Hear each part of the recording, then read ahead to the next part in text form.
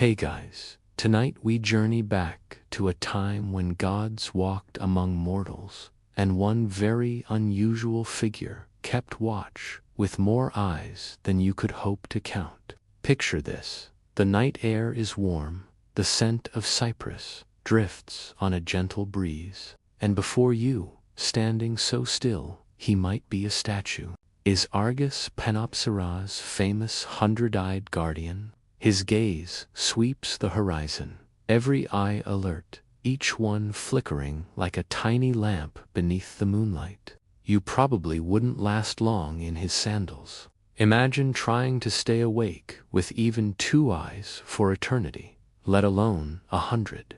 So, before you get comfortable, take a moment to like the video and subscribe, but only if you genuinely enjoy what I do here. And let me know in the comments where you re-watching from and what time it is right now.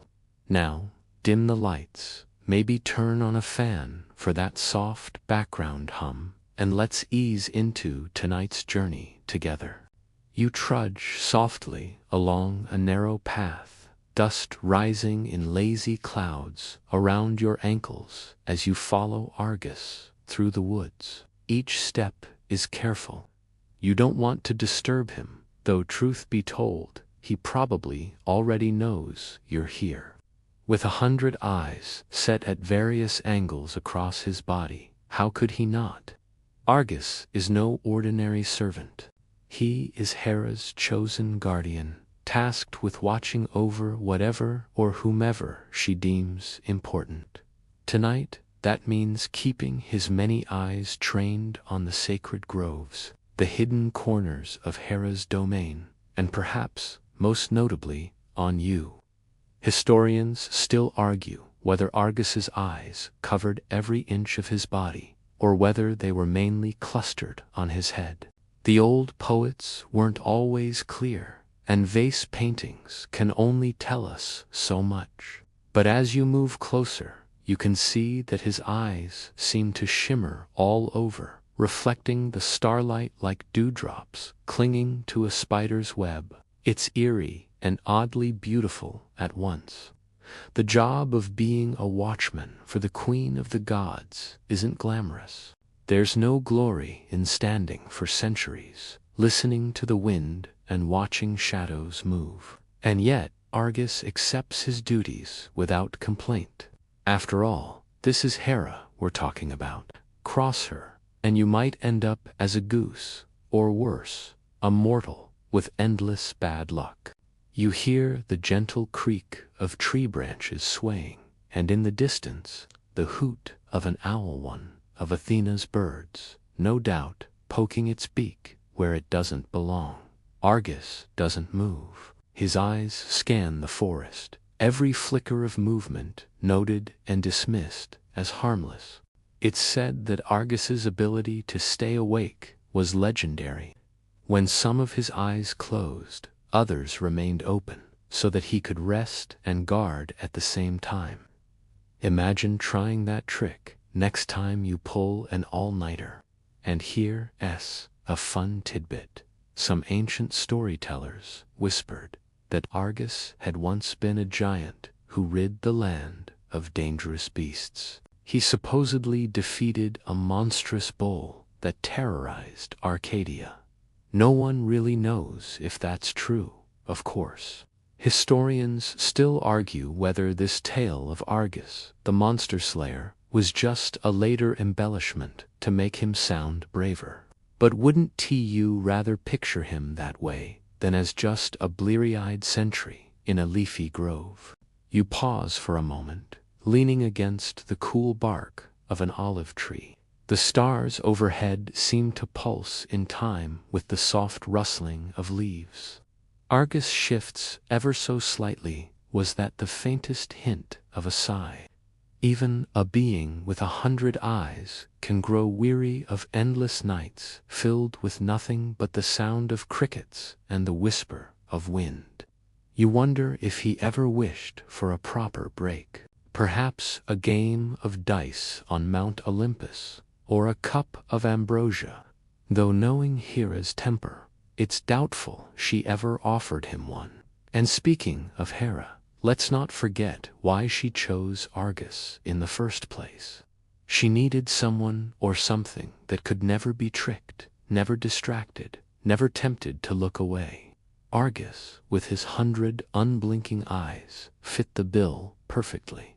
Or so she thought. The night deepens, the moon climbing higher, casting silver pools of light across the forest floor. You follow as Argus moves deeper into the grove, his footsteps soundless despite his great size. His eyes sweep the landscape tirelessly, catching every glint of movement. The flick of a mouse's tail, the shiver of a blade of grass. Nothing escapes his notice. Well, nothing yet. A warm breeze stirs the air, carrying with it the faint aroma of wild thyme and pine resin. It's strangely calming, and for a moment you almost forget that this forest is sacred ground, watched over by a creature who never truly sleeps. But then, as if sensing your wandering thoughts, one of Argus's eyes meets yours, just one, mind you, but it's enough to remind you that you're under surveillance. You offer a sheepish grin, but Argus shows no reaction. Some say Argus wasn't always Hera's servant. There are scraps of myth that hint at an earlier life where he roamed the hills as a free giant, helping humanity by driving off beasts and bandits. A hero of sorts, before becoming a glorified guard dog. But whether that's fact or just wishful thinking from poets looking to add a bit of shine to an otherwise dull tale, no one can say for sure. The stars shift slowly overhead, and you find yourself lulled by the rhythm of Argus's silent patrol. His eyes blink in a kind of lazy sequence, some resting while others watch. You wonder if, after so many centuries, even Argus gets his blinks mixed up. Maybe he dreams with a few of his eyes, while the others keep watch. It's a comforting thought, isn't it? That even the most tireless guardian might allow himself a moment's peace, here and there. You trail behind Argus as the forest thickens, the air cooler now, and damp with the scent of moss and earth. The canopy overhead forms a patchwork of shadows, moonlight breaking through in gentle beams that dance across the undergrowth. Argus moves with an ease that belies his massive frame, silent, methodical, and endlessly alert. You try to match his pace, but your feet crunch twigs, sending small creatures scurrying. He notices, of course. He notices everything. The sacred grove of Hera stretches far, a maze of ancient trees and hidden clearings. Argus's eyes sweep across each gnarled trunk, every hollow, every stone half buried in leaf litter. You marvel at his focus. While you're busy gawking at the moonlit patterns on the forest floor, he's cataloging every rustle, every breeze, every owl feather drifting down from the treetops. Historians still argue whether this grove was a real, earthly place, or just a poetic invention to give Argus a fitting stage. The grove of Hera at Argos, the grove at Samosich claimed the honor. But tonight, for you, it is vividly real. Argus pauses beside a towering oak, its bark rough as dragon scales. His fingers brush the trunk lightly, perhaps checking for marks left by some wandering satyr or mischievous nymph. A low hum seems to fill the air, the sound of the forest breathing, or perhaps the gentle whisper of Argus's many eyes blinking in sequence. You glance at him and realize that while some of his eyes gaze forward, others sweep behind, above, and to the sides. It's like walking with a living mirror ball, one that reflects not glimmers of party lights, but every secret of the night. His eyes catch yours briefly, and you feel again that odd mix of comfort and unease. There's no escaping notice in this forest. Argus's job isn't just to stand guard in one spot. No, he roams the boundaries of the grove, walking paths worn smooth by his massive feet over the centuries. Some claim he could cross an entire region in a single stride, though that sounds like the kind of tale a bard would tell after one too many cups of wine. Still, his patrol feels endless. A tiny frog croaks near your feet, startled by your presence. Argus tilts his head just a fraction and one eye focuses on the source of the sound. He relaxes when he sees the harmless creature, though you suspect no detail truly escapes his notice. A quirky tidbit from old myths says Argus once counted every frog in a pond just to pass the time. Whether that's true or a storyteller's jest, who can say? But you can't help but imagine him doing it, naming each frog with a slow nod, one eye after another, noting the pattern of its spots. The path dips now, leading you toward a small stream. The water's surface glistens like silver in the moonlight, and Argus stops to peer into its depths. Perhaps he checks for footprints, or watches for the glint of scales that might hint at a lurking serpent. The stream babbles softly, and for a moment you almost expect him to smile at the peaceful sound. But Argus doesn't smile. He watches. Historians still argue whether Argus's vigilance was part of some deeper symbolism, a metaphor for the all-seeing power of divine lore, if he was simply another character meant to fill the stage of myth with an oddity to entertain. You, walking beside him, feel that it might be both. The forest is safer because he's here, but it's also lonelier. As you follow Argus farther into the grove, a clay bead, a smear of honey left by a nervous worshipper hoping for Hera's favor. Argus pays these no mind. They aren't threats, and his focus is on larger matters.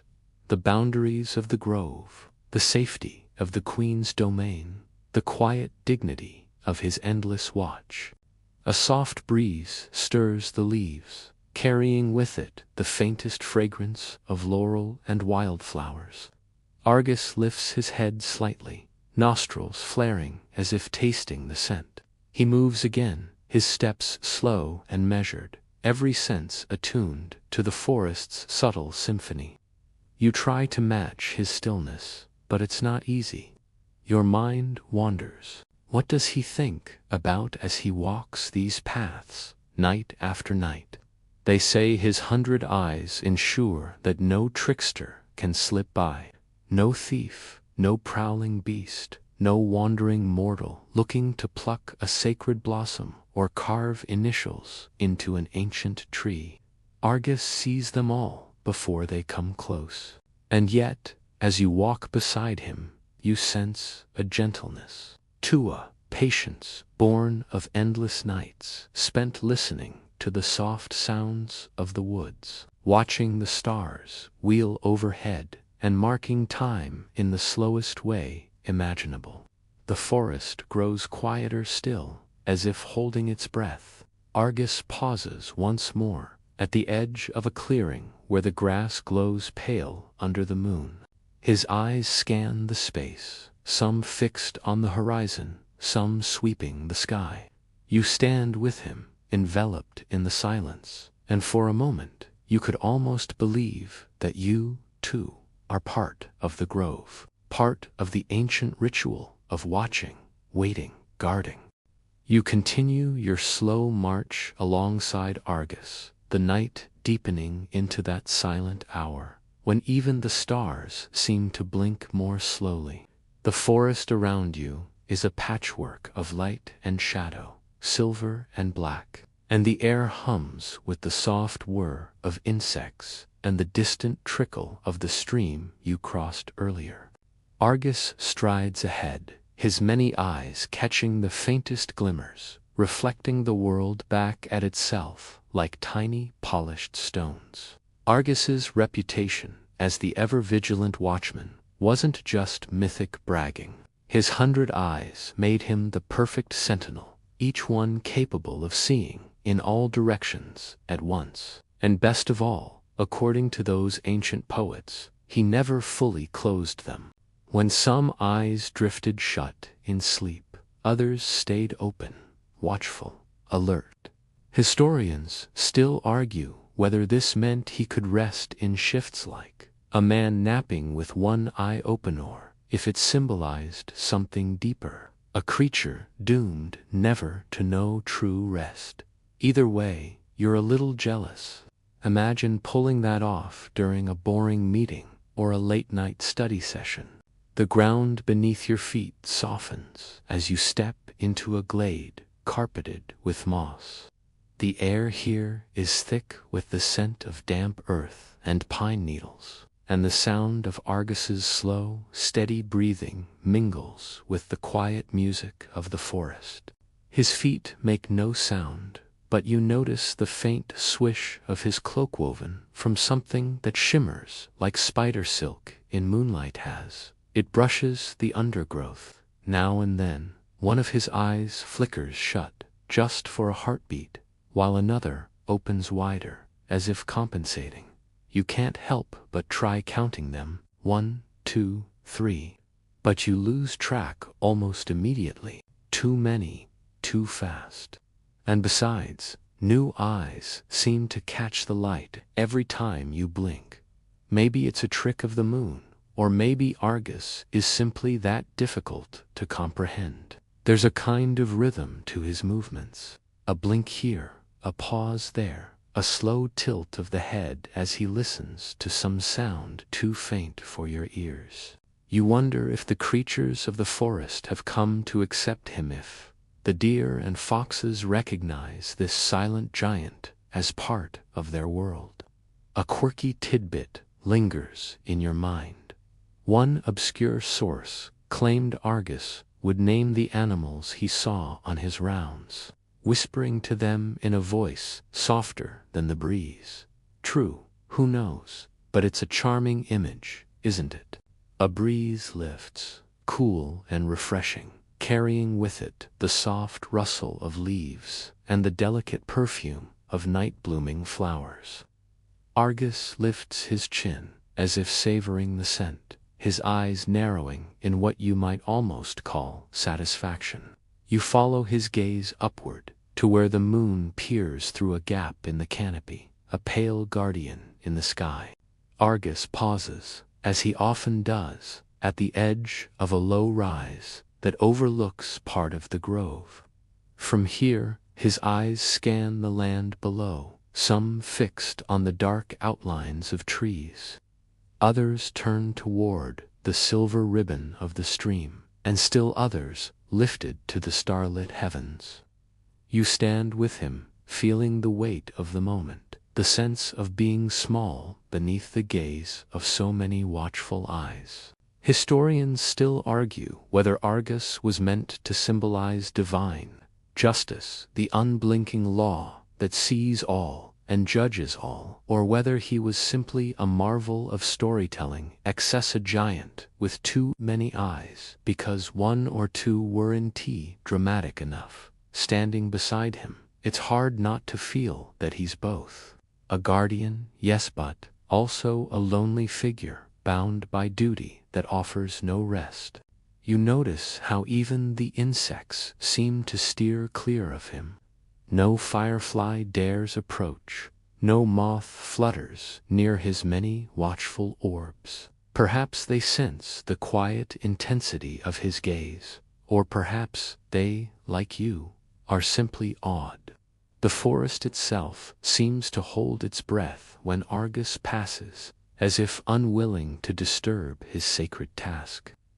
You try to imagine what it's like for him, never fully asleep, never truly at ease, always listening, always watching. Even in this peaceful grove, where danger seems far away, Argus remains alert. His eyes flicker toward every sound, the snap of a twig, the sigh of a branch swaying under the weight of a bird. No detail is too small to escape notice. A small, dark shape darts through the undergrowth, a rabbit, perhaps, or a fox.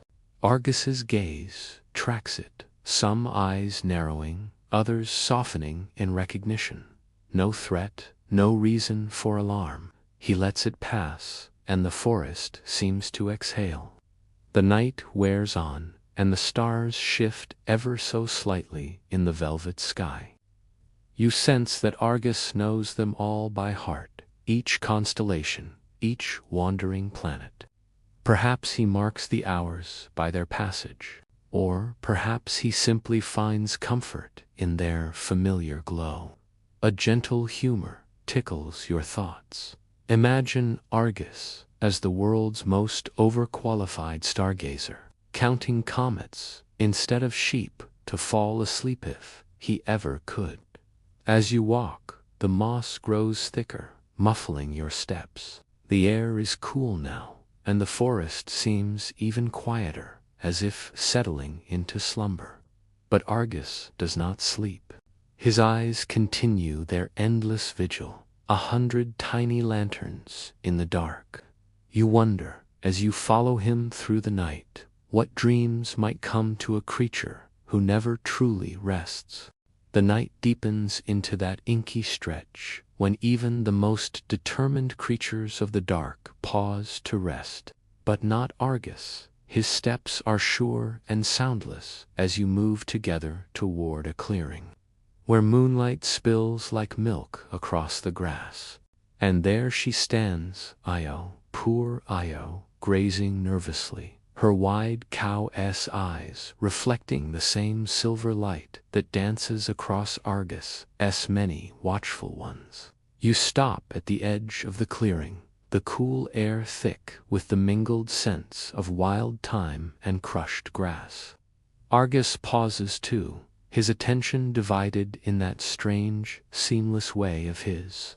Several eyes fix on Io, several more sweep the grove's edge, and still others glance upward, tracking the slow drift of clouds across the face of the moon. Every sense of his attuned, every detail accounted for. Io is no ordinary cow, as you might guess. You see it in the way she shifts her hooves, in the way her gaze seems almost human in its pleading. And why wouldn't it? She was human once, or so the stories go. Transformed by Zeus's meddling and Hero's wrath, a pawn in the endless squabbles of gods. Historians still argue whether Io's tale was always tied to Zeus and Hera, or whether she began as a local river goddess, folded later into the grand Olympian soap opera. Argus moves closer, slow and deliberate. Io snorts softly, ears flicking, but she does not run. She knows it would do no good. With 100 eyes, Argus can see in every direction at once. There is no escape, no crevice too small, no shadow dark enough to hide in. You follow your footsteps, light on the dewdamp grass. The clearing feels like a stage, and you a silent observer as Argus takes up his position, a sentinel and a jailer both. Hera entrusted him with this task, to keep Io safe, or perhaps simply to keep her where Zeus could not reach her. It's hard to say, and no doubt Hera preferred it that way. A breeze stirs the grass, and the night's quiet is filled with soft, rhythmic sounds. Io's hooves shifting, Argus's breath, the whisper of the grass swaying. You imagine how endless these nights must feel to Argus, watching, always watching, while Io grazes or stares at the stars. Dreaming, perhaps, of the life she once had. Argus settles beside a low boulder, his 100 eyes still sweeping the clearing in a slow, endless dance. One eye follows Io's every move. Another tracks your progress as you shift your weight from foot to foot. Still others trace the perimeter of the grove, alert for any intruder, bold or foolish enough to approach. It's said that Argus used all sorts of tricks to keep Io from escaping. Some sources, the kind that never made it onto fancy temple carvings, hinted at fences woven of thorn branches, or trenches dug by Argus's own massive hands. A quirky tidbit whispers from the edge of memory. One poet claimed Argus would hum tuneless melodies to soothe ill, a strange lullaby from a jailer to his charge. Whether that is true or simply the fancy of a storyteller seeking to soften the harshness of the tale, who can say? The moon climbs higher, casting long, pale shadows across the clearing. Io lowers her head to graze, but her ears stay pricked, listening for sounds that never come. Argus watches, always, always watching. Historians still argue whether Argus felt any sympathy for Io, whether he saw her as a creature to be pitied or merely a task to be completed. The myths are silent on that point, and perhaps it's better that way. You can imagine him either way, a gentle giant forced into cruelty, or a creature so consumed by duty that no softer feeling could find root. You shift your gaze between them. Io, restless and sad, and Argus, tireless and calm. The forest seems to hold its breath, as if unwilling to disturb this delicate balance. Above, the stars wheel slowly onward, uncaring, eternal, and you, standing there, begin to feel the weight of the night. The hum of insects, the sigh of the breeze, the soft swish of Argus's cloak, they weave together into a lullaby of sorts, the kind that speaks not of peace, but of patience, endless patience, as the watchman watches and the captive waits. The clearing where Argus keeps watch begins to feel like the entire world, just silvered grass, dark trees, and the quiet figures of the watchman and his charge. But Argus's role isn't as simple as standing still and glaring at Io with all those eyes. Oh no. As the night stretches on, you see how he applies his peculiar methods, his odd little tricks, to make sure Hera's wishes are fulfilled and Io stays precisely where she is meant to be. Argus rises from his perch beside the boulder, his steps slow and deliberate, heavy enough that you feel the faint tremor through the ground. He circles the clearing's edge, scanning for weaknesses. You notice how he pauses at a spot where the grove's boundary dips just slightly, just enough that an especially determined cow might think to test it. Several of his eyes narrow, while others sweep the surrounding forest, checking for prying eyes or hidden dangers. Argus isn't just muscle, there's strategy behind those many eyes. Some poets described him weaving barriers from living branches, bending saplings into crude fences overnight. Others claimed he used the forest's own defenses, thickets of bramble, patches of stinging nettles to form natural walls. And yes, there's that delightfully strange tidbit. Certain storytellers insisted Argus would scatter pungent herbs at the clearing's edge, believing the strong scent might confuse Io's senses and keep her from wandering. Picture that Targus Hera's mighty sentinel, sprinkling wild garlic like a grandmother's seasoning soup. Historians still argue whether these details came from lost local versions of the myth, or whether they were simply added later by bored poets wanting to pad out the tale. Either way, you can almost see him doing it. There's a kind of practical patience to Argus, a sense that no task is beneath him, if it serves the greater goal of guarding Io. You watch as Argus bends to inspect the ground, tracing a wide finger through the soil as if checking for tracks. Perhaps he worries that Zeus, or one of his scheming allies, might try something tonight. Or perhaps it's simply habit, the endless habits of a watchman who leaves no stone unturned, no footprint unexamined. The breeze carries a fresh scent now, the sweet sharp tang of crushed mint, mingled with the earthy musk of disturbed soil. Argus straightens, and several of his eyes fix on Io, who watches him with wary curiosity. For all her bovine form, there's a flicker of intelligence in her gaze, silent plea, perhaps, or simply the resigned awareness of a creature trapped by forces beyond her control. You trail Argus as he makes his rounds, noticing how he marks the trees at regular intervals with shallow scratches from a dagger worn smooth with use. A curious ritual, one that scholars have debated for centuries. Was it a magical warding sign, a signal to Hera, or simply Argus's way of tracking his endless patrol? No one knows for sure. But there's something comforting in the rhythm of its a steady scratch of blade on bark, the soft thud of his footsteps, the gentle swish of his cloak.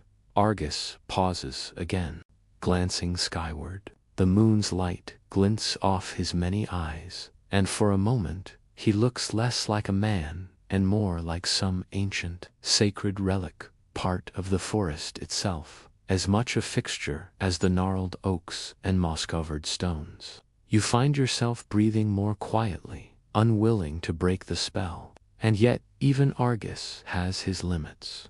The myths hint at moments when he grew frustrated not with Io, who posed little challenge, but with the sheer tedium of his task.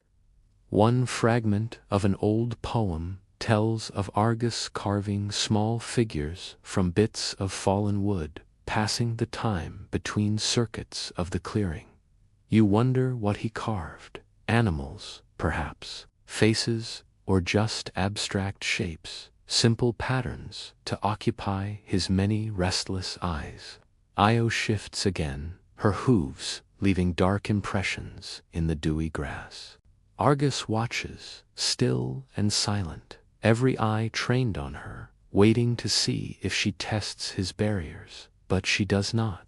Whether it's the herbs, the thorns, or simply the weight of Argus's gaze, Io stays where she is, chewing thoughtfully, her breath forming pale clouds in the cool air. The night deepens, the stars spinning slowly overhead, and you feel the quiet patience of the grove settle over you like a soft cloak. Argus moves once more, circling, inspecting, always watching, always planning, and you, following in his footsteps, begin to understand the strange kind of devotion that drives him. Not glory, not pride, but duty. The quiet, unending duty of the watchman. The night stretches on, and even in the hushed stillness of the grove, you sense a ripple of tension, not from Argus, who remains as steady as a mountain, but from the unseen world beyond the trees. The air carries a faint electricity, as if the gods themselves are leaning closer, whispering among the stars. You pause beside a stone half buried in moss, listening, and sure enough, you can almost hear it, the distant murmur of Mount Olympus gossiping about Argus and his curious assignment. The gods, as you know, love their drama, and Argus, with his 100 eyes and unshakable devotion to Hera, has become the subject of much divine chatter. Zeus grumbles, no doubt, at having his plans to free Io thwarted night after night. Hermes, ever the schemer, surely toys with clever plots in the back of his mind. And even Athena, wise and above such petty games, or so she claims, likely watches with interest, her owl eyes sharp with curiosity. Argus, for his part, pays no mind. His duty anchors him more firmly than any chain could. But you can't help wondering, does he ever feel the weight of their gazes? Does he sense the eyes of Olympus on him as surely as Io feels his own unrelenting watch? Historians still argue whether Argus was meant to be a symbol of mortal servitude to the whims of the gods, or a warning, a reminder that even the most loyal servant might be outwitted in the end. The forest hums with life as you move beside him. A nightjar calls softly from a distant tree, and the breeze stirs the grass in long, slow waves. Argus pauses, tilting his head ever so slightly, as if listening, though you suspect he's heard every sound long before it reached your ears. A quirky tidbit lingers in the tales. Some said Argus could overhear the whispered conversations of the gods when the wind was right, his ears as keen as his eyes. Imagine that poor Argus, standing stoic and loyal, while catching bits of divine gossip floating down from Olympus like wayward leaves. You can almost see him sighing, if he were the type to let such weariness show. And what might they be saying tonight? Perhaps Zeus, frustrated and scheming, complains that Argus's vigilance is spoiling all his fun. Perhaps Hera, ever proud, praises her watchman to the heavens, confident that no trickster could outwit so many eyes. Or maybe the lesser gods, bored of their own squabbles, place wagers on when and how Argus might slip. Argus moves again, slow and measured, circling the clearing, inspecting the boundaries of his charge. His eyes flicker in their silent rhythm. One closes, another opens, none resting for long. You follow, listening to the forest's subtle symphony, feeling the weight of all those unseen watchers beyond the stars. Above, the moon glides toward its zenith, casting long, pale shadows across the grove. Argus's form is etched in silver and black, his eyes like drops of polished jet glinting in the dark. You think again of the gods, of their endless schemes and rivalries, and you wonder if any of them truly understand the quiet strength of the watchman they so casually discuss. The night air grows cooler, and the breeze carries with it the faint scent of distant rain. You draw your cloak tighter, but Argus stands unbothered, unmoving, save for the constant sweep of his many eyes. The gods may chatter and plot, but here, in this sacred grove, Argus remains the master of his domain, as steadfast as the stones beneath your feet. And yet, even the most tireless guardian must eventually face the designs of Olympus. The murmurs grow louder, now not in your ears, but in your mind. If the forest itself has become a conduit for the whispers of the gods. You sense that something approaches, something that will test the limits of Argus's devotion and skill. But for now, he keeps his watch, unaware of the storm quietly gathering beyond the trees. The grove, so silent and still under Argus's vigilant gaze, now seems to hum with anticipation. The breeze grows gentler, the moonlight softer, as if nature itself is holding its breath. And then, from the edge of the forest, comes a new sound, the faint, lilting notes of a lyre, sweet, subtle, and just the slightest bit mischievous. You turn, as does Argus, though with him. It's less of a turn and more of a subtle shift in attention. A dozen eyes fix on the source of the melody, while others continue their restless survey of the grove. The music is soft, playful, like a trickling stream or a breeze that teases the leaves but never lingers long, stepping from the shadows, as if he's been part of the night all along, is Hermes, the messenger god, the trickster, the master of clever words and cleverer hands. He walks as if the world itself were his stage, lyre cradled in one arm, fingers plucking strings that sing with silver notes, his eyes bright, curious, always calculating glance toward Argus, and a small, knowing smile plays at the corners of his mouth.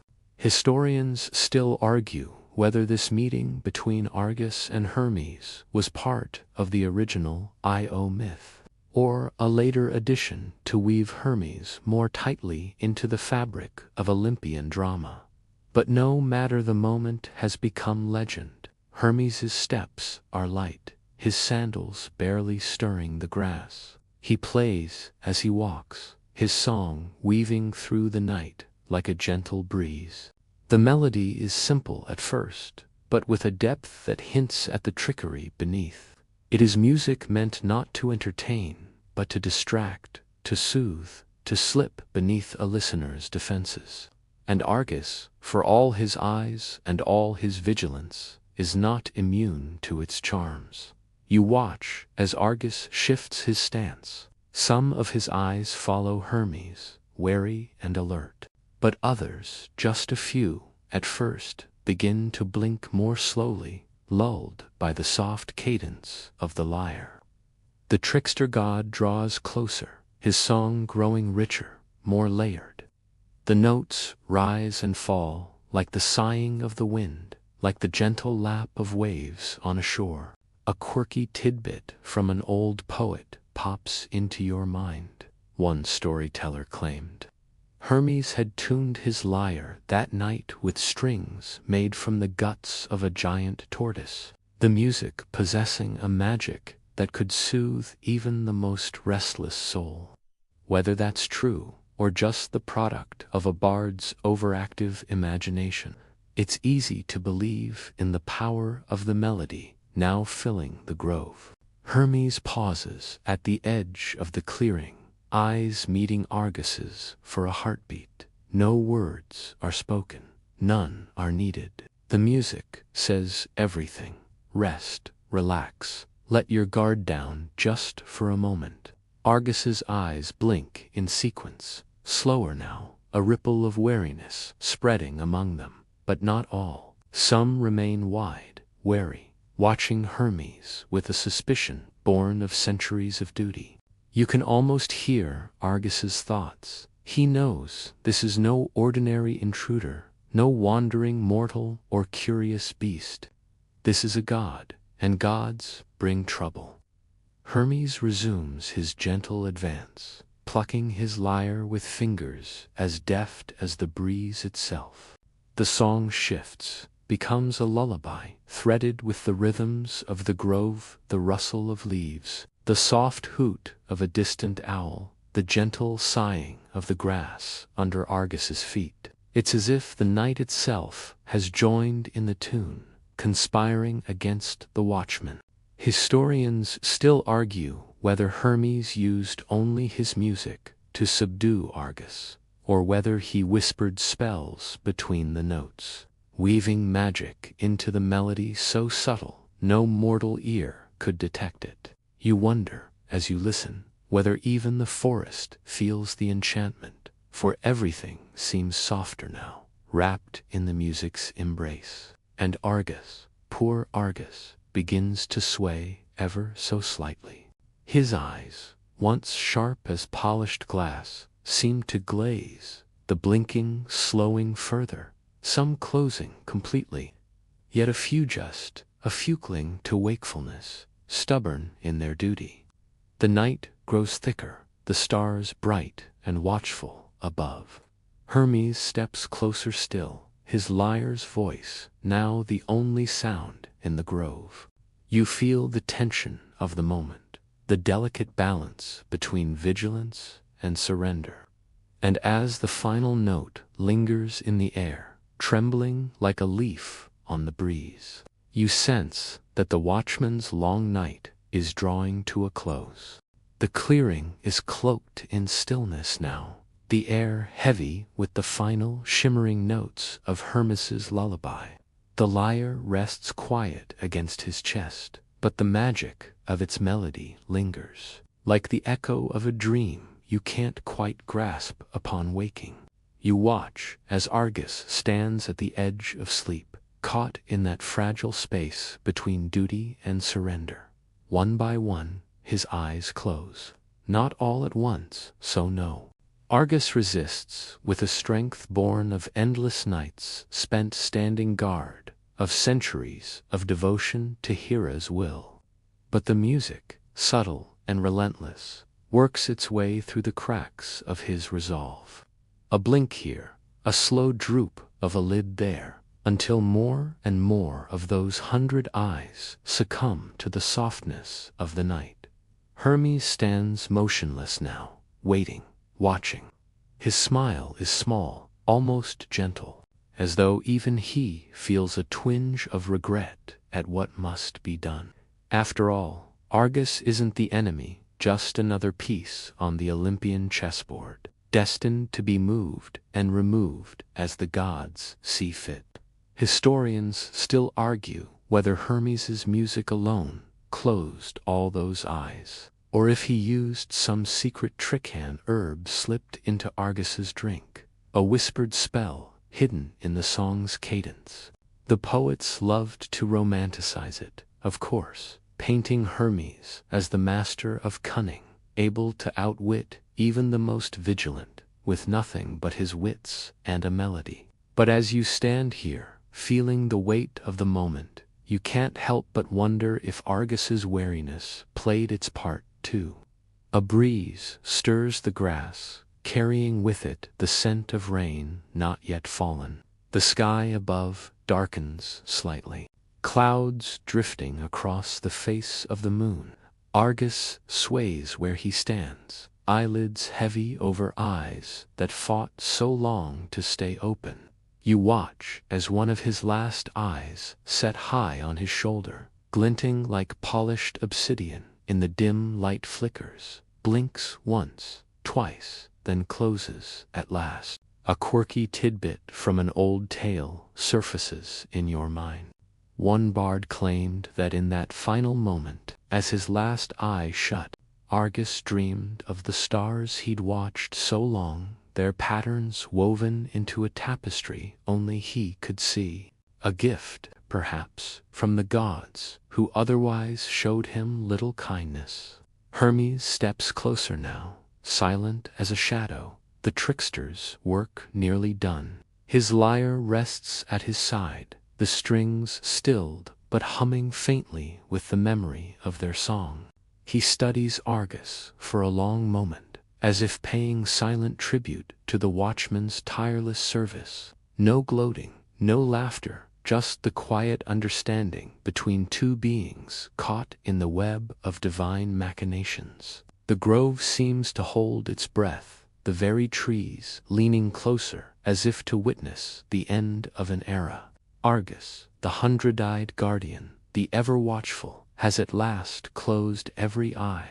The clearing is utterly still, save for the soft rustle of the grass and the faint sigh of the breeze through the leaves. Historians still argue whether Argus's fall marked the end of the old ways, the age of giants and monsters giving way to the age of cleverness, of trickery and words over brute strength. You wonder, as you stand here in the quiet, whether Argus sensed this shift as sleep finally claimed him. Hermes moves again, swift and sure now that the hardest part is over. His mission is nearly complete, and you, watching from the edge of the clearing, feel a strange mix of sadness and awe. Argus's eyes, so many and so tireless, have closed at last, not from weakness, but from the relentless pull of a song spun with all the craft of Olympus's most cunning son. The night deepens, the clouds thickening overhead, the first cool drops of rain beginning to fall. The grove, the stage of this quiet drama, seems to sigh in relief, as if the tension of ages has finally eased. And you, standing there beside the trickster and the fallen watchman, feel the weight of a story that will be told and retold for generations to come. The rain begins in earnest, now soft at first, like the forest weeping for Argus. The drops pattered gently on leaves and stones, mingling with the sighing breeze as if nature itself mourns the watchman's fall. You stand in the hush that follows, watching as Hermes gazes down at Argus's still form. The last eye closed, the final vigil ended. Hermes does not hurry. He lingers, his lyre quiet in his hand, as if paying respect. His usual grin fades, replaced by something more solemn. Argus wasn't an enemy, not really, just a servant bound by duty, undone by forces beyond his control. And perhaps Hermes, trickster though he is, understands that better than most. Historians still argue whether Hera wept when she learned of Argus's end. Some say she raged, her fury shaking the heavens, vowing vengeance on Hermes and Zeus alike. Others insist she grieved quietly, her heart heavy for the loss of her most loyal guardian. The poets preferred the image of Hera's tears falling like rain, mingling with the storm that followed. Standing here now, you can almost believe it. Hermes kneels beside Argus, fingers brushing the giant's brow in a gesture that feels both gentle and necessary, as if closing the final chapter of their brief, fateful meeting. The rain runs in silver rivulets down his cloak, the lyre's strings humming softly with each drop that strikes them. You watch, unmoving, as the trickster god rises, his task complete, his path clear. And Argus, his great form rests among the moss and stones, eyes closed at last, the countless orbs that once scanned every shadow now dimmed, their watch ended. A quirky tidbit drifts through your thoughts. Some said Argus's eyes, even in death, glowed faintly beneath the earth where he was buried, tiny stars hidden in the soil. A comfort, perhaps, for those who mourned him, a sign that his vigilance never truly faded. The rain falls harder now, the forest drinking deep, the scent of wet earth rising rich and clean. Hermes turns, his sandals silent on the sodden ground, and with a final glance at the fallen sentinel, slips away into the trees, vanishing like mist at dawn. The grove feels emptier in his absence, the drama played out, the stage abandoned. Above, the clouds part just enough for the moon to break through, casting a pale light over Argus's form. And you stand there, listening to the rain, the breeze, the quiet, and feel the weight of the moment, the end of a watch that lasted longer than memory, longer than myth itself. Historians still argue whether this was truly the end of Argus's story. Some claim Hera gave him new life in the stars, others that his spirit lingers in the rustling of the forest, the flicker of fireflies at night.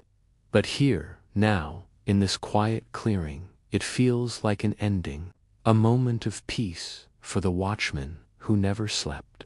The rain eases as dawn edges closer, leaving the grove drenched and glistening in the pale light of early morning. The clouds thin and drift apart, and the first tentative rays of sunlight slip through, touching the clearing with gold. Argus lies still, his watch over at last, but Hera's sorrow has only just begun. You lift your gaze to the sky, where the soft light glimmers strangely because something new now decorates the heavens. The peacock, Hera's sacred bird, spreads its magnificent fan of feathers, and as it turns in the sunlight, you see them, Argus's eyes, each one set like a jewel into the plume, watching, guarding, even now. It's said Hera, in her grief, gathered his eyes herself, placing them upon her beloved peacock's tail, so that they might gaze forever at the world below. A fitting tribute, perhaps, to a guardian who never sought glory, only to serve. The peacock struts through the clearing now, its feathers heavy with the weight of Argus's legacy, the eyes shimmering with every turn. Historians still argue whether this tale of Argus's eyes and the peacock was part of the original myth or a later embellishment, woven by poets seeking to explain the bird's ornate plumage. But as you watch the peacock preen beneath the soft dawn light, it feels true in your bones. The eyes of Argus live on not in sorrow, but in beauty. The breeze stirs the feathers, making the eyes seem to blink, to follow your every move. It's as if Argus himself still watches over the grove, his gaze woven into the natural world, vigilant even beyond death. A quirky tidbit from an old storyteller springs to mind. Some claimed that if you gazed long enough into those feathers, you could see visions of the world as Argus saw it 1,000 sights, at once a dizzying tapestry of motion and stillness. The grove, washed clean by the rain, smells of new life now. The soil is dark and rich, the leaves bright with water, the flowers lifting their heads to greet the sun, and above it all, the peacock struts, a living monument to Argus's devotion. You find yourself smiling, despite the sadness of the tale. There is comfort in knowing that Argus's eyes did not fade with him, that Hera found a way to honor the one who served her so well. The gods may plot, mortals may forget, but the peacock's feathers will remember as long as they shimmer in the sun. The forest begins to stir as day takes hold. Birds call to one another, small creatures emerge from their shelters, and the world moves on. But you pause a moment longer, watching the peacock, watching the eyes that watch you back, and you feel the weight of Argus's legacy settle gently over the grove.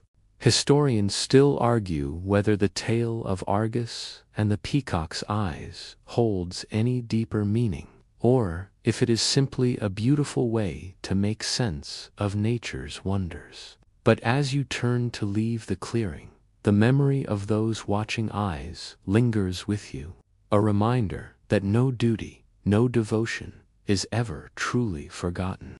The day has fully claimed the forest now, the light warm and golden as it filters through the canopy.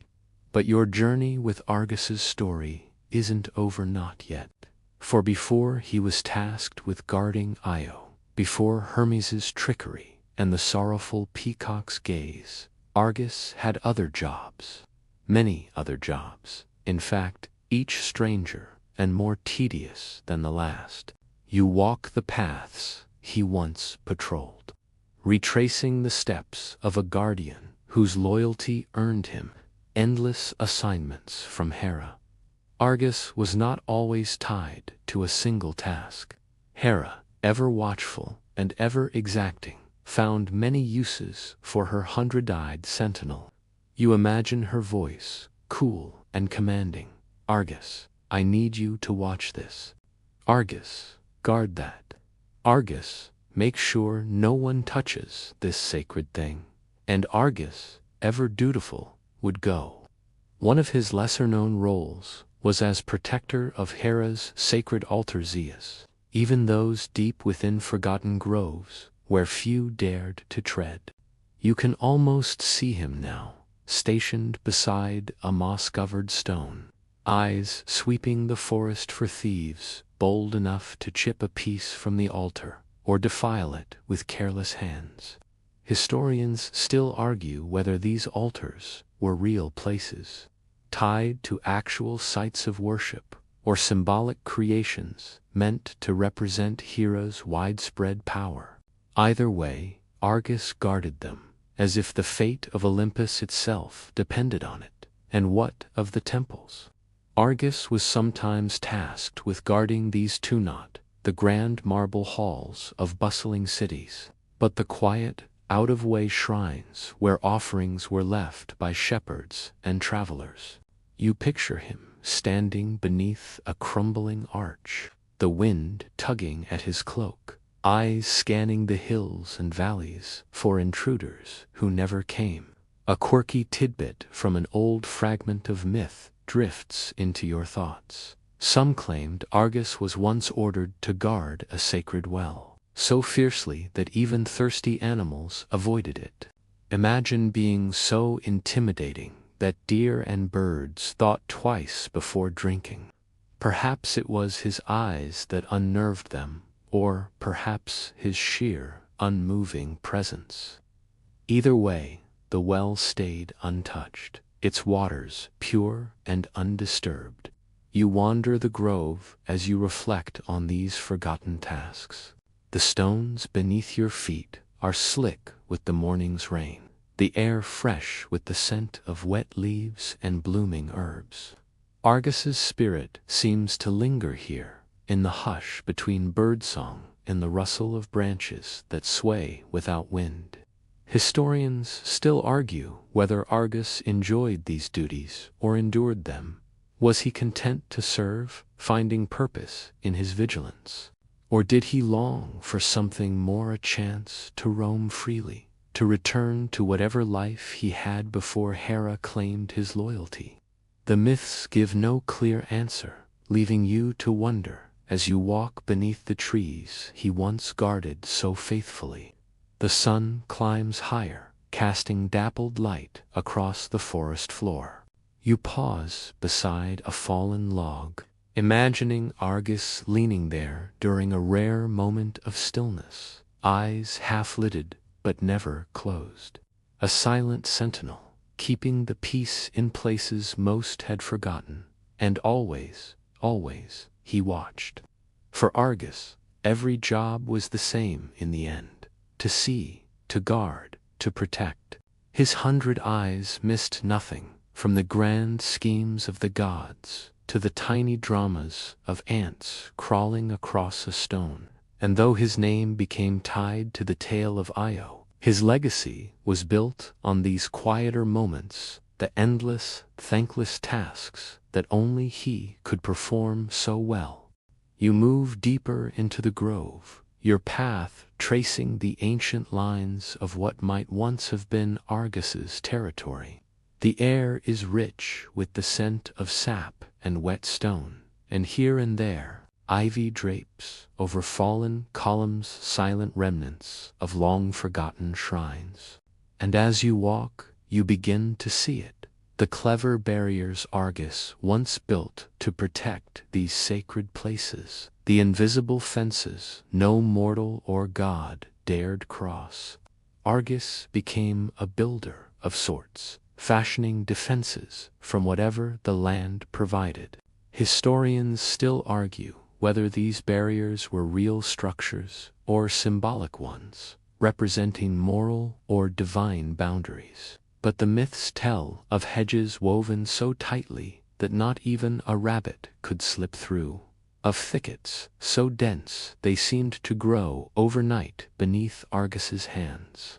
You pause at a tangled mass of wild roses climbing over ancient stones. The petals are pale as moonlight, the thorns sharp as needles. Could this be a remnant of Argus's handiwork? You can almost imagine him bending branches, weaving stems, creating a living wall to protect Hera's sanctuaries.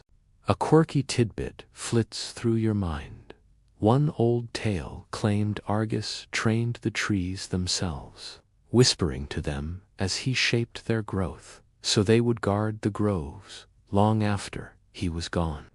The path narrows now, the trees crowding close, their roots raised like warning fingers. You step carefully, as Argus must have done, each footfall measured and sure. The forest seems to remember him, its silence deep and respectful, as if honoring the one who once kept it safe. Here and there you spot the signs of his quiet labor, stones placed just so to trip the unwary, thorn bushes guided to grow across hidden paths, low walls of packed earth disguised beneath moss and leaves. Nothing grand, nothing that would draw the eye from a distance, but effective in their way. Some poets imagined him surrounded by nymphs and dryads, coaxing them into helping him weave his living fences. Others insisted he needed no help at all, that his hands were as skilled as his eyes were sharp. You rest a moment beside a stone where the marks of a blade, perhaps Argus' onar, still faintly visible, carved into the surface like ancient runes. Did he mark the boundary of a forbidden space here, or simply leave a sign for himself, a reminder of where his watch began and ended each night? The forest is full of secrets, and Argus knew them all. His fences weren't meant to keep out the curious, they were meant to keep out the unworthy. And you, walking these paths now, begin to understand the quiet genius of the watchman. His eyes saw the threats, but his hands shaped the defenses. He was not just Hera's sentinel, but her silent architect, her protector in more ways than one. You follow the curve of one of Argus's ancient barriers, feeling the weight of his legacy in every step. The fences may have crumbled, the thorns may have grown wild, but the memory of his labor endures, woven into the very bones of the grove. The path winds gently downhill now, leading you toward the edge of the grove, where the trees thin and the world beyond peaks through in flashes of sunlit meadow and distant hills. But even here, where the sacred boundaries blur, Argus once served Hera with unwavering diligence. His task, the least glamorous of all, delivering her messages. Yes, you heard right. Argus, giant, guardian, 100-eyed marvel, reduced at times to a messenger, trudging across the land with Hera's sealed commands in hand. Historians still argue whether these errands were meant as marks of trust or quiet punishments, doled out by a goddess as changeable as the wind. Some say Hera entrusted him because his vigilance ensured no one could intercept her words. Others whisper she simply enjoyed seeing him burdened with such humble tasks. You imagine him now, striding across hills and valleys, his many eyes scanning every horizon, every cloud, every tree that might conceal a lurking foe. No fleet-footed Hermes with his winged sandals. Argus's pace was steady, implacable, more tortoise than hare, but all the more unstoppable for it. A quirky tidbit from a fragment of lost poetry comes to mind.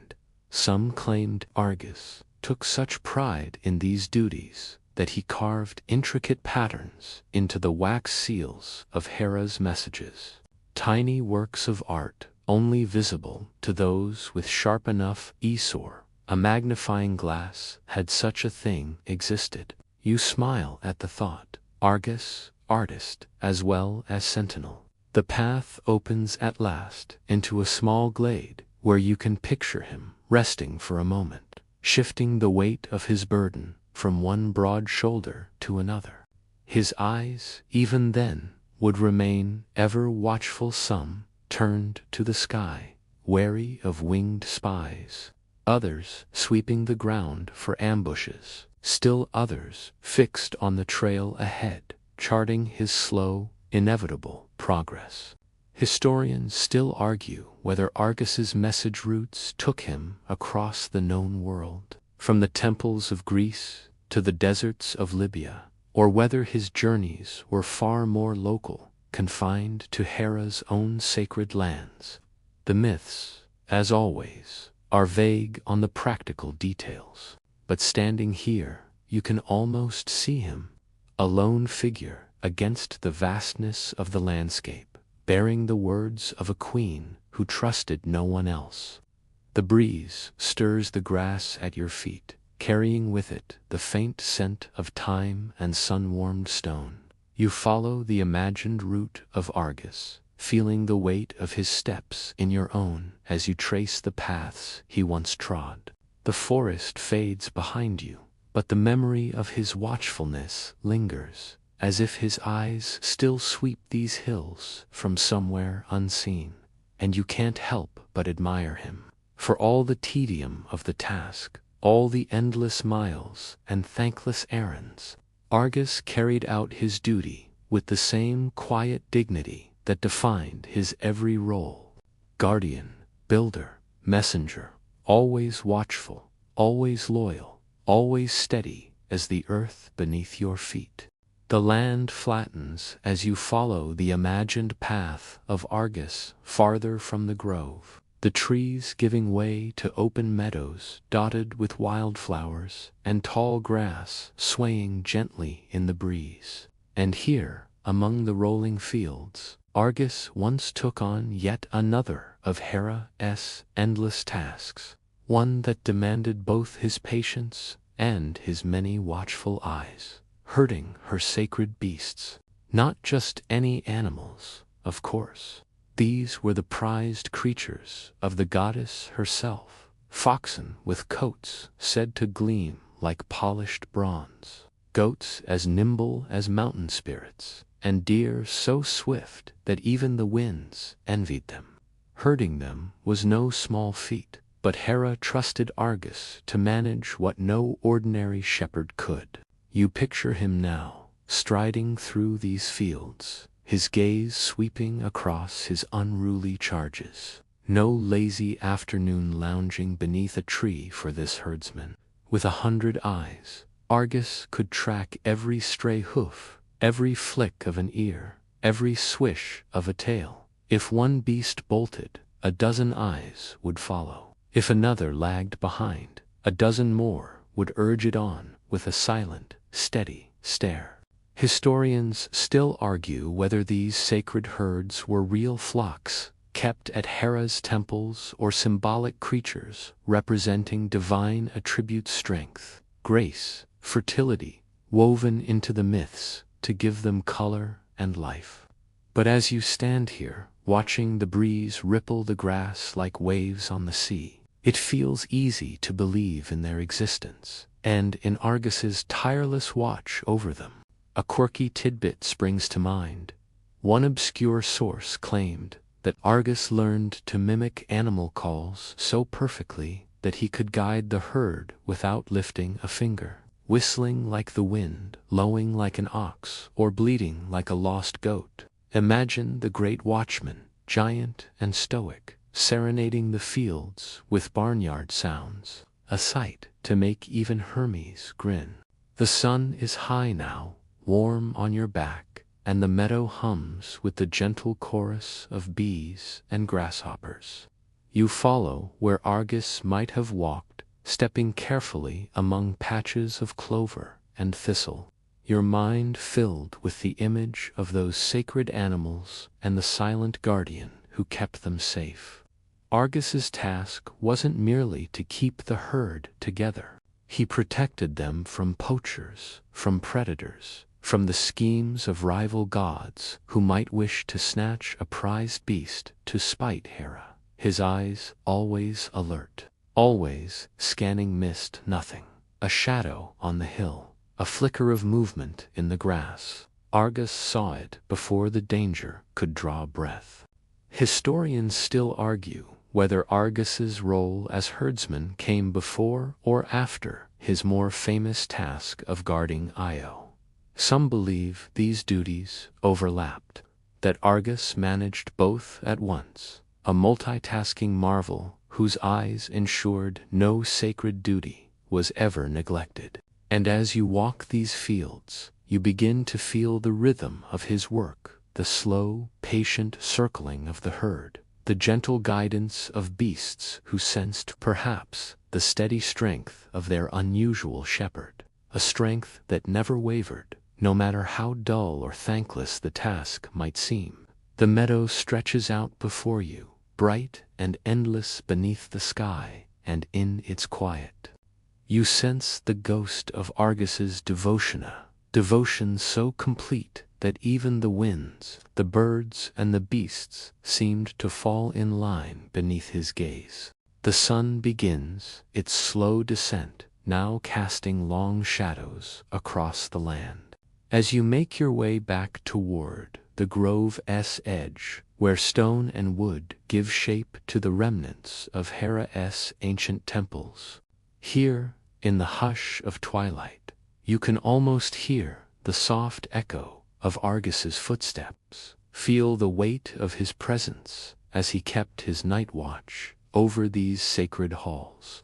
The temples, once grand with gleaming columns and polished altars, are quiet, no bustling priests, no lines of pilgrims bearing offerings, just the soft whisper of the breeze and the fading warmth of the day.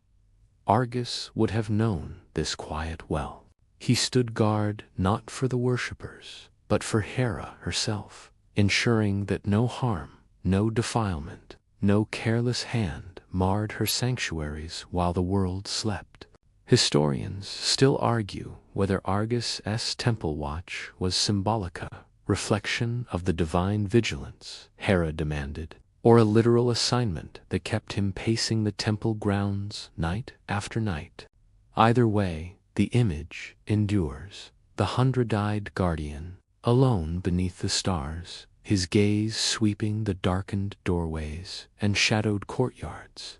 You step carefully over fallen stones, the ground uneven beneath your feet, as you imagine Argus's nightly patrol. His eyes would catch every glint of moonlight on marble, every flicker of movement in the shadows. The temple cats, those sleek, silent hunters of mice, must have been his only companions. A quirky tidbit floats through your mind.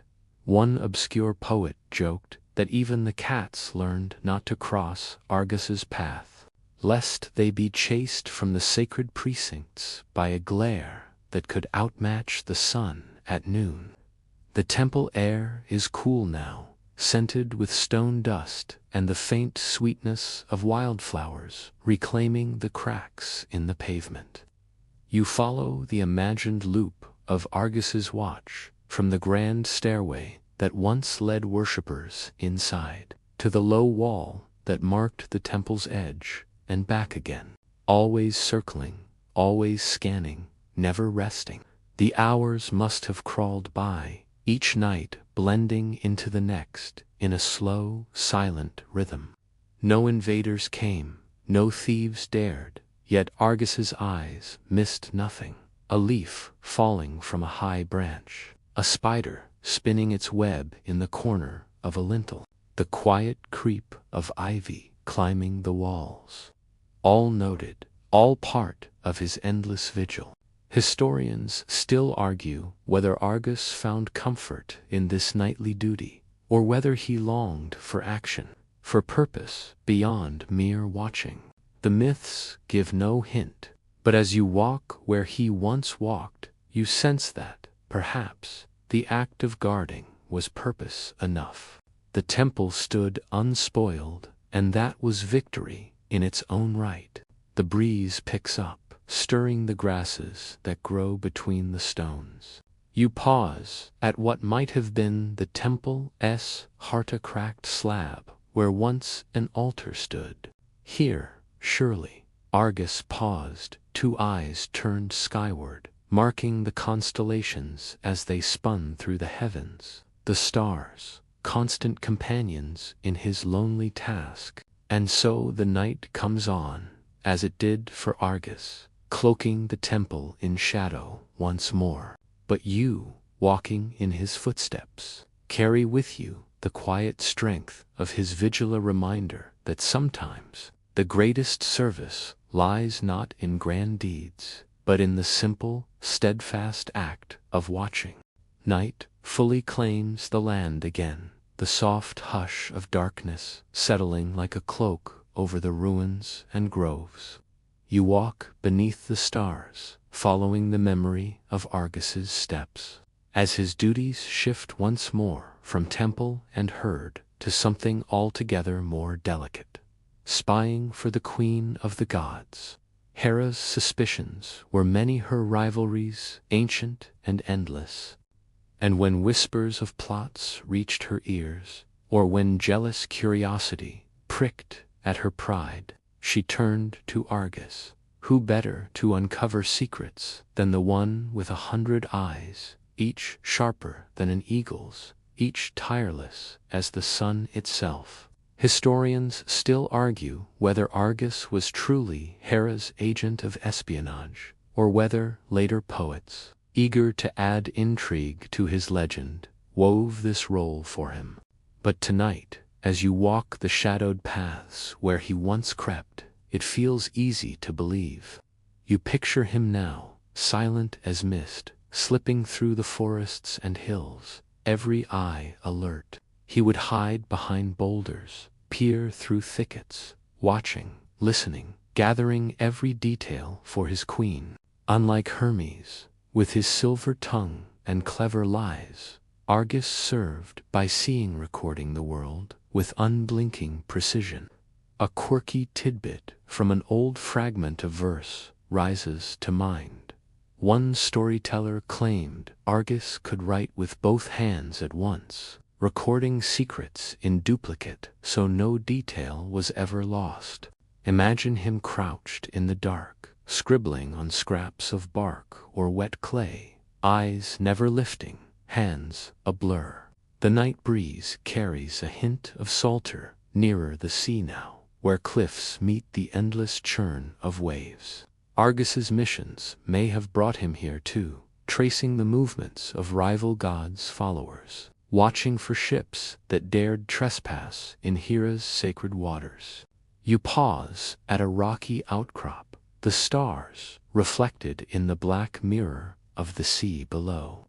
Argus would have paused too, noting every sail, every flicker of torchlight on a distant deck, every splash of an oar. His eyes, so many and so tireless, missed nothing. Historians still argue whether Argus's spying ever truly changed the course of Olympus's dramas, or whether he simply fed Hera's endless hunger for knowledge she could use as a weapon. But you sense, walking where he once walked, that Argus took no pleasure in this role. Watching, reporting, serving it was duty, nothing more. The night deepens, the stars wheel on, and you feel the weight of his burden. To see all, to miss nothing, to carry secrets not his own, and to do so with a loyalty that never wavered. The world is quiet around you now, save for the soft sigh of the sea and the whisper of the breeze in the grass. And you, like Argus, keep your watch. You leave the shore behind, your path turning inland once more, following the faint memory of Argus's trail through rocky hills and scrubby groves. The night air grows cooler, carrying with it the crisp scent of pine and wild sage. And here, in this quiet wilderness, you come upon one of the stranger episodes of Argus's long and storied service, his curious encounter with the Nemean lion. Ah, the Nemean lion, beast of legend, hide as tough as iron, jaws strong enough to shatter stone. Before Heracles made his name by besting it, before the beast's name was etched into the stars as a constellation, it roamed these hills, a terror to mortals and a nuisance to gods. And yes, for a brief, baffling moment, it crossed paths with Argus. Historians still argue whether this encounter was real, or simply a poetic invention to tie two famous figures together. But the tale persists. Argus, on one of Hera's countless errands, stumbled upon the lion resting beneath a crag, its golden eyes half-lidded, its mane like a dark storm cloud tangled with briars. You picture the scene: Argus standing motionless, a giant of a man bristling with eyes, and the lion, a creature of raw power, staring back with a predator's calm. No battle, no brawl, just a long, silent moment of mutual regard. Perhaps the lion recognized in Argus a kindred spiritan, other watcher, another guardian. Or perhaps, as one quirky tidbit suggests, the beast simply couldn't decide which eye to look at and so slunk away, unnerved by so many stares at once. The path winds between jagged stones now, and you can almost feel the weight of Argus's steps here. See the faint marks of where he might have stood. Did he raise a hand in warning? Did he let the lion pass, seeing no threat in the great cat's weary gaze? The myths do not say. But you sense that, in this brief meeting, there was an understanding to creatures bound by duty rather than malice, content to let the other be. Historians still argue whether this tale was meant to show Argus's wisdom or simply to add another strange brushstroke to his legend. But as you walk the hills where lion and guardian once crossed paths, you feel the quiet dignity of the moment. No violence, no victory, just the silent acknowledgement of strength meeting strength. The stars glow bright above, the breeze stirs the grass at your feet, and you move on, leaving behind the memory of a meeting that shaped nothing, yet somehow mattered all the same. The hills soften as you descend into a quiet valley, the night deep and still around you. The stars above seem brighter here, as if drawn closer to the earth by the hush that blankets this hidden place. And in the heart of the valley, you find it a space that belonged only to Argus, the one part of his world. Few speak of this garden. It appears in only the faintest fragments of old songs, whispered of in the pauses between grander tales. But the story lingers of a place where Argus, when his endless duties allowed, tended the earth with the same care he gave to his watching. You picture it now beneath the starlight, rows of herbs, fragrant and wild, mingling with bright flowers that open only at night. Vines twine over rough trellises of stone and fallen branches, their blossoms pale as moonlight. The air hums with the soft buzz of insects and the sweet perfume of mint, lavender, and thyme. Argus's hands, so often imagined clenched in vigilance or wrapped around a staff, worked gently here. He tilled the soil with care, guided the tendrils of young plants, scattered seeds that would bloom in secret. A quirky tidbit lingers in your mind. One obscure poet claimed that Argus planted a single tree for each of his eyes, creating a grove so dense with meaning that even the gods dared not disturb it. Historians still argue whether this garden was real, a literal retreat from his labors, or a symbol woven into the myth to remind listeners that even the most tireless guardian needed a place of peace. But here, beneath the stars, it feels real enough. You walk among the imagined beds of herbs and wildflowers, the air soft and cool, the ground beneath your feet springy with moss. Argus's garden was not grand, no polished marble, no gilded statues, just the quiet, living beauty of the earth, tended by hands that knew how to protect and nurture alike. You imagine him here, resting for a moment, his eyes half-lidded in the dark, not sleeping, but at peace, watching the gentle sway of blossoms in the night breeze. The garden, like Argus himself, is a reminder that strength and gentleness are not so far apart, that even the one who sees all, who guards all, might find solace in the slow, patient work of planting and tending, of growing something that asks for nothing in return. The breeze stirs the leaves around you, the stars wheel overhead, and you pause in the garden's imagined heart. Breathing deep the mingled scents of night flowers and damp earth, here in this quiet space, you feel closer to Argus than anywhere else, a guardian, yes, but also a gardener of quiet wonders. His legacy rooted as much in peace as in watchfulness. The night stretches on as you trace the final paths of Argus's long, patient story. The stars bright overhead, the air still and full of quiet promise. And now, as you near the end of this journey, your thoughts turn to the legacy Argus left behind, a legacy woven through myth, scattered across the heavens, and rooted deep in the earth he once watched over. Argus's name lingers wherever vigilance is honored, wherever loyalty and quiet strength are remembered. His 100 eyes, once so feared and so admired, live on in the brilliant feathers of the peacock, that proud bird sacred to Hera. Each time those feathers catch the sun, each time they shimmer with impossible colors, the world remembers Argus, the guardian, who saw all, missed nothing, and gave his watch to his queen.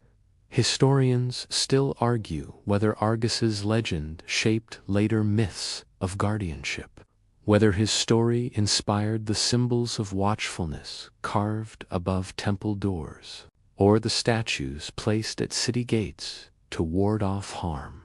But one thing is certain, his tale endures, whispered in the rustle of leaves, reflected in the eyes of the peacock, etched into the fabric of the night. You walk the grove one last time, the moon's silver light painting the path before you. The stones beneath your feet feel warmer now, as if holding the memory of all those centuries of Argus's steps. You pause where he might have stood, where he kept his endless vigil, and you feel the weight of his story settle around you, not as a burden, but as a quiet, comforting presence. A quirky tidbit flickers through your mind. One old storyteller swore that on certain nights, if you stand very still and listen hard, you can hear Argus's eyes blinking in the dark, the soft rustle of 100 lids opening and closing, still watching, still guarding, long after his body turned to dust. True, who can say? But in this moment, with the stars above and the grove so silent, you almost believe it. The night grows softer now, the breeze gentler, as if even the world itself wishes you to rest. Argus's legacy lives on, not in battles won or treasures claimed, but in the quiet strength of duty fulfilled, in the patient watch of one who asked for no reward but the chance to serve. And as you turn from the grove, the memory of his 100 eyes follows, steady and kind, a reminder that some guardians never truly leave. The stars begin their slow descent toward dawn, and the grove fades behind you, peaceful at last, cradling the tale of the Watchman, whose legend shaped the dreams of gods and mortals alike. And now, as our journey draws to its close, let yourself sink deeper into this quiet night. Picture the grove, bathed in silver light, the soft hum of the breeze through ancient trees, the rustle of leaves as gentle as a sigh. The world grows still around you, the stars keeping their slow, steady watch, just as Argus once did. Feel your breath match that rhythm, slow, even, unhurried, as if each inhale draws in the cool peace of the night, and each exhale lets go of the day's weight. The grove fades to shadows, the memory of Argus's watch softening like mist at dawn. His eyes, now resting in the peacock's feathers, blink slower and slower until they, too, sleep at last. There is nothing left to guard, nothing left to see, just the hush of the night, the embrace of sleep, and the promise that all is well, all is safe, all is at peace. Sweet dreams. The valley fades behind you as you climb once more into the hills, the path lit only by starlight and the pale wash of the moon. And as you walk, your thoughts turn to the question that has lingered throughout this journey. How did Argus become Hera's favorite? What was it about this strange, many-eyed guardian that earned the queen of the gods' trust above all others? You can imagine Hera's reasons. In a world of tricksters and schemers, of fickle allies and treacherous rivals, Argus was steady. His loyalty did not waver, his duty did not bend. Where others boasted of cleverness or strength, Argus simply watched and served and endured. Historians still argue whether Hera chose Argus for his famed vigilance alone, or whether there was moribund forged in some forgotten deed, a quiet understanding that passed between goddess and guardian beyond the reach of mortal ears. Some even suggest that Argus reminded Hera of herself, patient, proud, unwilling to look away, even when the world gave her cause to weep. You follow the trail where Argus might have walked, at Hera's side accompanying her two sacred groves, standing behind her at the altars, watching as she received the offerings of mortals who feared her wrath and craved her favor.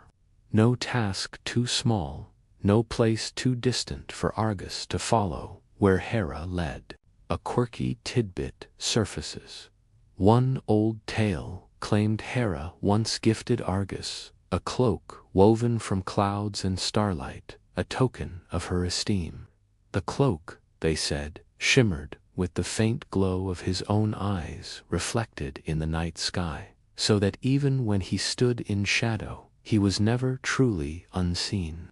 Whether true or the invention of a poet seeking to add a touch of magic, it's a lovely image. The hills stretch out before you, silvered by moonlight, and you sense the depth of Argus's devotion, his willingness to bear any burden, to keep any watch, to serve without question. He became Hera's favorite, not through grand gestures or clever words, but through the quiet, steadfast strength of his loyalty. Historians still argue whether Hera's favor brought Argus joy, or whether it weighed on him, a bond that offered no rest, no end. But as you walk in his footsteps, beneath the same stars that once watched him, you feel that, for Argus, the favor of his queen was enough. It shaped his path, defined his purpose, and bound his name forever to hers. The night air is cool against your skin, the breeze carrying the scent of pine and distant sea. You pause, gazing out over the land Argus once guarded, and feel the echo of his silent vow to watch, to serve, to endure. And in that vow, you see the quiet heart of a guardian who asked for nothing but the chance to keep his queen's trust